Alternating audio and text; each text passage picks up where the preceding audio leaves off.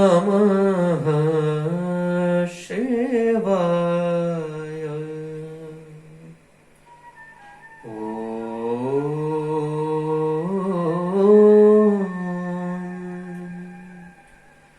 नमः शिवाय।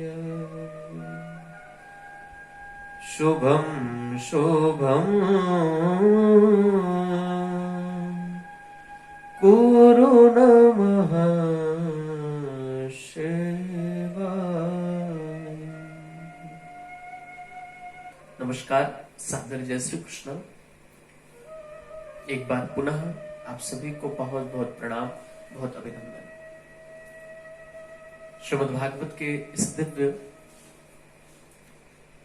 कार्यक्रम में हम लोग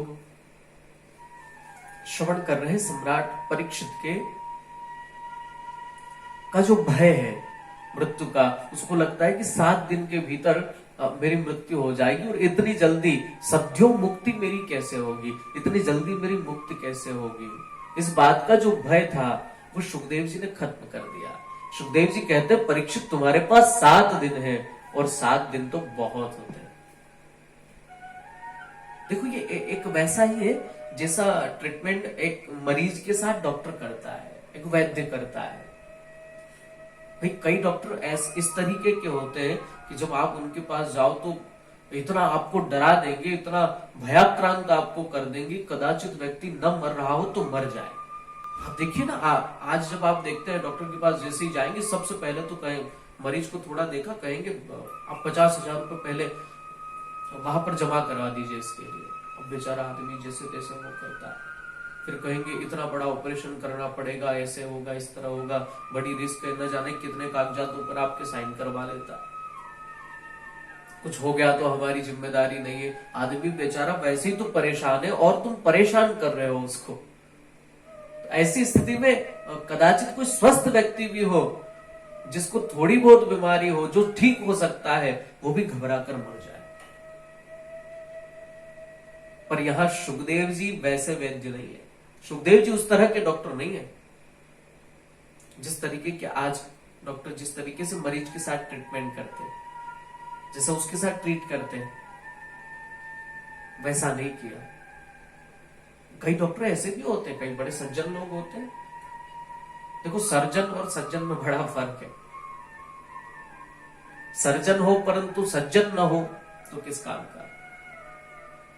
परोपकाराय सताम विभूतये, जो दूसरों का भला चाहे, जो परोपकार के लिए अपना जीवन जिए, जो केवल अपने लिए न खाता कमाता हो, जो औरों का भी भला चाहता है, उसको सज्जन कहते हैं। व्यक्ति सर्जन हो न हो, सज्जन जरूर होना चाहिए। तो कुछ सज्जन डॉक्टर भी होते हैं। वो लोग क्या करते हैं, कदाचित बीमार भी हो व्यक्ति, बड़ी गंभीर बीमारी हो, तो भी वो उसको इस तरीके से ट्रीट करते हैं जैसे उसे कुछ हुआ ही नहीं है। अरे अरे छोटी सी बीमारी है बेटा, कोई बात नहीं, थोड़ी देर में ठीक हो जाती है, बस 1-2 दिन में ये थोड़ा सा दवाई लीजिए और बिल्कुल अच्छे हो जाओगे तुम। भले उसको गंभीर बीमारी हो, उसको इसका जीवन न भी बचने वाला हो, तो भी उस समय के लिए तो कम से कम उसको सांत्वना मिल जाती है। तो सुखदेव जी भी उस तरह के डॉक्टर हैं। इस सर्जन होने के साथ साथ सज्जन भी है। कहते हैं परीक्षित तुम चिंता क्यों करते हो? अरे तुम्हारे पास 7 दिन है, 7 दिन तो बहुत होते हैं। जब एक घड़ी में खटवांग राजा अपना मोक्ष का उपाय कर सकते हैं।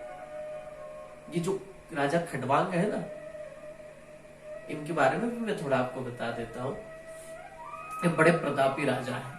जब देवासुर संग्राम हुआ था, देवता और राक्षसों के मध्य में सबसे बड़ा जो युद्ध हुआ था, ततः देवासुरो नाम युद्ध परम दारुण, जो भयंकर युद्ध हुआ था देवताओं और दानवों में, तब ये खटवांग नाम के राजा देवताओं की तरफ से लड़े थे।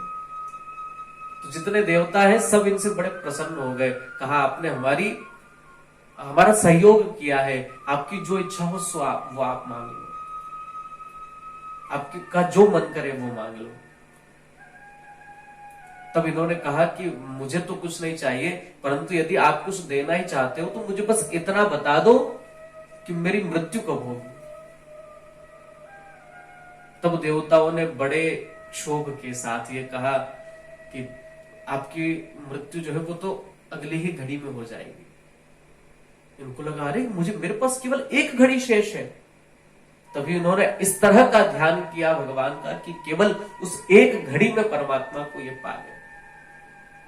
परीक्षित तुम चिंता मत करो, बहुत समय है तुम्हारे पास, 7 दिन बहुत होता है। परीक्षित भय मुक्त हो गए। और जहां हमारा आधा काम तो डर खत्म होने से ही हो जाता है, 50% तो हमारी सफलता डर खत्म होते ही मिल जाती है हमें किसी भी विषय के बारे में। क्योंकि डर जो है वो आपको इतना डरा देता है, इतना डरा देता है कि आप उस कार्य को करने में बड़े सकुचा जाते हैं। कई बार आप बड़े नर्वस हो जाते हैं उसको करने में, और वो कई बार वो नर्वसनेस आपको ले डूबती है। इसलिए जो भय है वो जैसे ही खत्म होगा किसी भी क्षेत्र का, आप किसी भी बिजनेस में हो, कोई भी कार्य करते हो अपना, कोई भी व्यापार हो, जहां उसमें आपका डर खत्म हुआ कि आपकी सफलता 50% आपके खाते में आ गई, बाकी 50% आपकी मेहनत, आपके प्रदर्शन पर, आपकी प्रेजेंटेशन पर डिपेंड करता है कि आप किस तरीके का काम करते हैं। भय खत्म हुआ। हाथ जोड़कर परीक्षित कहते तो मुझे क्या करना चाहिए? तब सुखदेव जी कहते हैं सबसे पहला काम क्या करो? जितासनो जित श्वासो जित संगो जितेन्द्रिय स्थूले भगवतो रूपे मनः संधारयेद्धिय। आप भी ध्यान से सुने। भगवत प्राप्ति में जब भक्ति के मार्ग में आगे बढ़े तो सबसे पहले क्या करना चाहिए? आप सोचें कि मुझे पूजन करना है, अनुष्ठान करना है बैठ करके, तो सबसे पहला काम क्या होना चाहिए जब आपको सफलता उसमें मिल पाएगी? ध्यान से सुने। जितासनो, सबसे पहले यहां आसन जीतने की बात हुई है। आसन को जीतिए, आप बैठने का अभ्यास करिए। कई लोग हैं जिनको हम लोग देखते हैं, क्योंकि हम लोग तो लगभग बैठने का हम लोगों का अच्छा खासा अभ्यास रहता है। हम लोग लगभग 8 घंटे 6 घंटे 4 घंटे तो लगभग एक जैसे हम लोग बैठ ही लेते हैं। तो जब हमारे साथ बैठने का काम लोगों का पूजन पाठ इत्यादि या कथा श्रवण करने के लिए पड़ता है तो लोग बड़ा कभी इधर पैर उठा रहे हैं, कभी उधर उठा रहे हैं, तो बैठ नहीं पाते लोग। और जब तक आप आसन को जीतकर एक आसन पर बैठ नहीं पाएंगे, देखो भाई भगवान जो है ना वो तपश्चर्या का विषय है, वो तप का विषय है, वो त्याग का विषय है, वो साधना का विषय है। और साधना थोड़ी कठिन तो होती है, त्यागना बड़ा मुश्किल तो होता है, पर आपको पाना भी तो साधारण वस्तु नहीं है ना। आपको जितनी उच्च कोटि की वस्तु चाहिए, आपका परिश्रम, आपकी मेहनत उतनी अधिक होगी। भाई आपको यदि 100 रुपए चाहिए तो आप 1 घंटा काम करके भी कमा सकते हैं कहीं भी, परंतु यदि आपको उससे अधिक चाहिए तो आपको उस तरीके का काम करना पड़ेगा। आपको कोई छोटी मोटी ब्रांड की गाड़ी लेना है तो आपको 2, 4, 10 लाख रुपए में मिल जाएगी, परंतु आपको यदि मर्सिडीज या ऑडी लेना है तो आपको उस तरीके का परिश्रम करना पड़ेगा, उतना पैसा आपको देना पड़ेगा। तो आपको यहां चाहिए भी तो जो सर्वोत्तम है संसार में, वो चाहिए है, आप उसके लिए लगे हो, तो फिर मेहनत करने से क्या कतराना? फिर उसमें आप चोरी नहीं कर सकते, वो तो आपको करना ही पड़ेगी। तो सबसे पहले क्या हो? जितासनो, आसन को जीतना पड़ेगा। ये त्याग का विषय है, ये तपस्या का विषय है, ये साधना का विषय है। इसमें आपको अपने शरीर को साधना पड़ेगा, बिना उसके बैठ नहीं पाएंगे आप। तो सबसे पहले आसन को जीतिए। जब आप धीरे धीरे अभ्यास करेंगे तो आपको एक आसन में, जो भी आपको सुखासन लगता हो, जिसमें आप सुखपूर्वक बैठ पाए, उसमें बैठने का अभ्यास करिए। आप आज आधा घंटा बैठेंगे, 2-4 बार, 5 बार, 10 बार उसका अभ्यास करेंगे तो आप 1 घंटा तक भी बैठने लगेंगे। और जब और अधिक अभ्यास करने लगेंगे तो आपको 2-2, 3-3, 4-4 घंटे बैठे बैठे कब हो जाएंगे आपको स्वयं को पता नहीं चलेगा। ये अभ्यास का विषय है। अभ्यास है न तो कौनते। भगवान गीता में भी अर्जुन से कई बार इसका जो है उल्लेख करते हैं कि बिना अभ्यास के कोई भी चीज संभव नहीं है कौनते। हे पार्थ, हे अर्जुन, बिना अभ्यास के कोई कुछ नहीं कर पाता है यहाँ पर, इसलिए अभ्यास आवश्यक है। तो सबसे पहले आसन को जीतिए, एक आसन पर बैठने का अभ्यास करिए। फिर क्या करें? बोले जित श्वासो, फिर श्वास को जीतिए। श्वास की जो गति है उस पर केंद्रित हो जाइए। उसके उपरांत जित संगो जितेंद्रिय, फिर संग को जीतना पड़ेगा आपको। ये संग बहुत महत्वपूर्ण वस्तु है। किसी भी चीज में आपको जाना है, किसी भी फील्ड में आपको जाना है, तो संग बड़ा महत्वपूर्ण है। ये संग आपको बहुत कुछ सिखा जाता है। आपके आचार में, व्यवहार में उस चीज को ये घुसा देता है।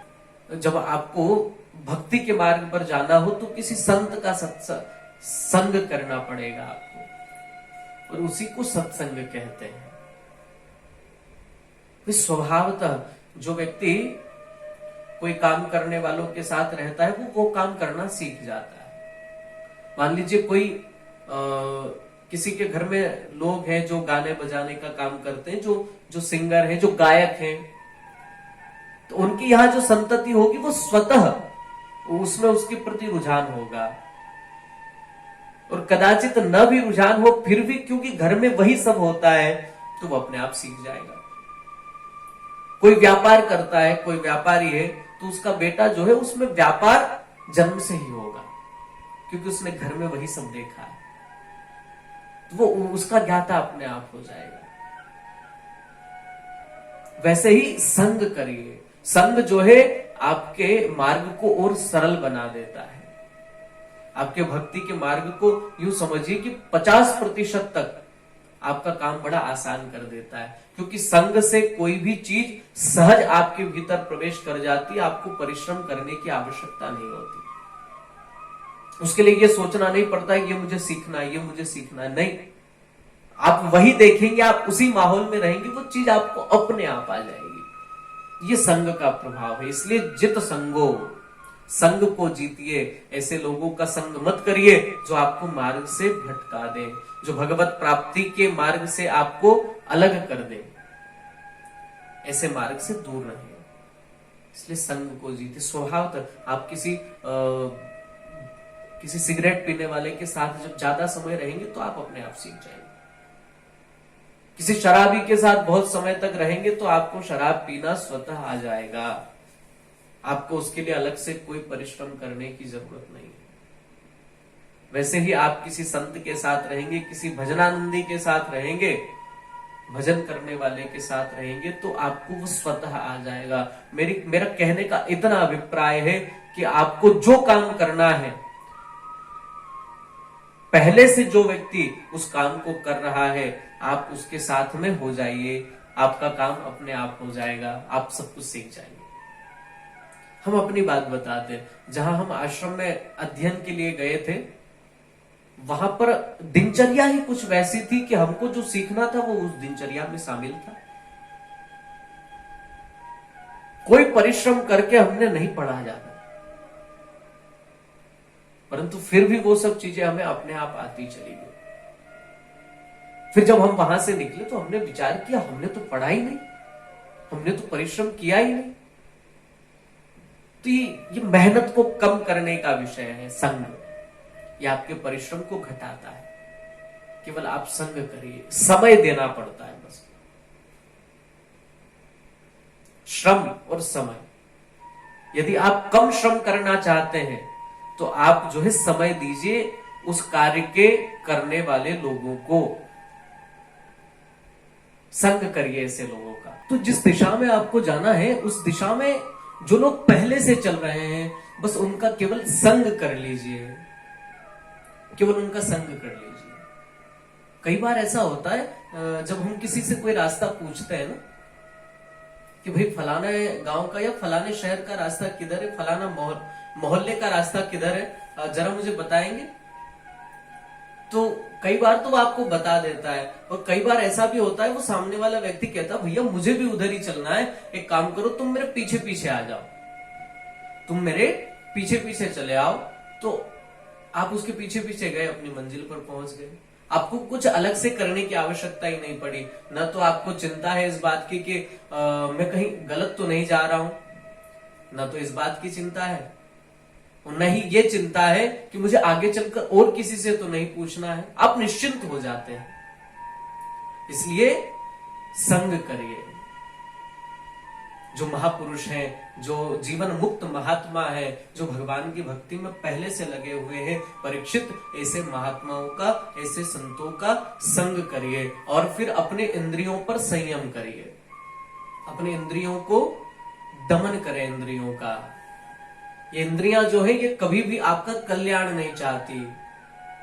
जीभ को अपने स्वाद से मतलब है। जीभ ये नहीं देखती कि ये वस्तु खाने से स्वास्थ्य बिगड़ जाएगा। भाई ज्यादा जीभ को बड़ा मीठा बहुत पसंद है, वो तो रसगुल्ले ही रसगुल्ले खाना चाहती है, वो मिठाइयां खाना चाहती है। परंतु आपका जो शरीर है वो उसके लिए अनुकूल नहीं है। शरीर में पहले ही शुगर की मात्रा बढ़ी हुई है और जीभ जो है वो आपको मिठाई पर मिठाई खिलाती जाएंगी, तो इससे क्या आपका हित होगा? इंद्रियां कभी आपका हित नहीं चाहती, और जिसमें आपका हित है वो इंद्रियों को अच्छा लगता नहीं है।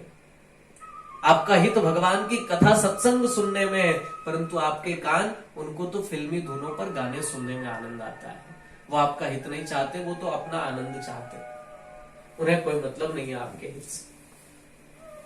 आंखें जो है वो तो वो देखना चाहती है जिसमें उसे आनंद आ रहा है। वो ये नहीं चाहती कि भगवान का दर्शन करेंगे तो इसका कल्याण संभव है। आपकी इंद्रियां भी आपका कल्याण नहीं चाहती। आपकी इंद्रियां भी जो आपको अनुकूल हो ऐसी वस्तुओं से परहेज करती है। तो सोचिए, जमाने में जो दूसरे लोग हैं उनसे आप न्याय की अपेक्षा करें कि वो हमारा साथ दें, उनसे साथ की अपेक्षा करें, बड़ा मुश्किल है इस संसार में। जब आपकी इंद्रियां आपका साथ नहीं देती, हाँ, आपका शरीर कह रहा है कि शुगर की मात्रा ज्यादा है, नहीं खाना है, फिर भी आपकी जीभ उसे ठुसे जा रही है अंदर, वो तक आपका साथ नहीं दे रही, तो आप किससे साथ की अपेक्षा रख सकते हैं इस संसार में? इसलिए इन इंद्रियों पर थोड़ा दमन करें, अपने इंद्रियों को संयमित करें, इनको कंट्रोल करें। क्योंकि ये इंद्रियों रूप का जो घोड़ा है ना, ये 10 इंद्रियां है शरीर में। हमारा शरीर रथ है और इंद्रियां इसका घोड़े हैं। अब ये 10 घोड़े अलग अलग अपनी दिशा में भागेंगे तो पूरे रथ का कबाड़ा करके रख देंगे। इसलिए इन पर एक लगाम बहुत आवश्यक है। बिना लगाम के ये संयमित होंगे नहीं, कंट्रोल होंगे नहीं। इसलिए जितेंद्रिय बनिए। और तदुपरांत और भी बहुत अद्भुत बात बताई है आगे चलकर। जो व्यक्ति इसे जीवन में अपना ले तो उसे परमात्मा की प्राप्ति निश्चित ही हो जाती है। पर वो क्या है, इसकी चर्चा हम लोग अगले सत्र में करेंगे। तब तक आप सभी को सादर जय श्री कृष्ण।